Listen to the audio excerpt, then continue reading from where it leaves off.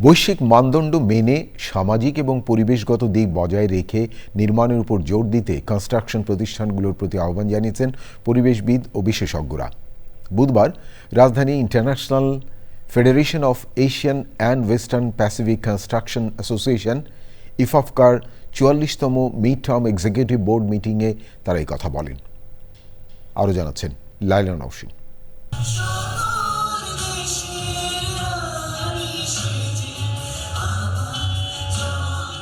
Bangladesh association of construction industry বাসির আয়োজনে international federation of Asian and western Pacific construction association ইফাফকার ৪৪তম mid term executive board মিটিংয়ে যোগ দেন বিশ্বের বিভিন্ন দেশের নির্মাণ প্রতিষ্ঠানগুলোর প্রতিনিধিরা।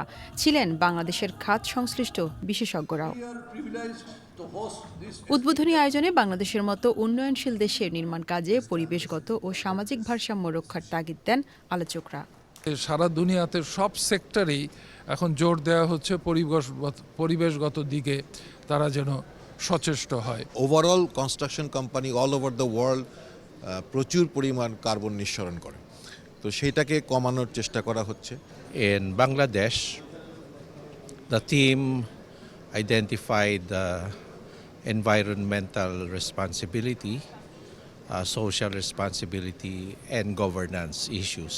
Mid term executive board meeting থেকে ইফাফকার পরবর্তী কর্মসূচি নির্ধারিত হবে বলে জানান আয়োজকরা। The challenges of climate change, urbanization and resource management demand that we innovate, collaborate and lead the vision. Financial matter আমরা ডিসাইড করব, পলিটিক্যাল ম্যাটার ডিসাইড করব এবং পলিসি মেকিং সেখানে হবে। পরবর্তী কনভেনশনের কী পলিসি হবে সেগুলি এই মিটিংয়ে ডিসাইড হবে। উদ্বোধনীতে যোগ দিয়ে কনস্ট্রাকশন কাজে স্বচ্ছতার উপর গুরুত্ব দেন আলোচকরা। লাইলা নওশীন, চ্যানেল আই, ঢাকা।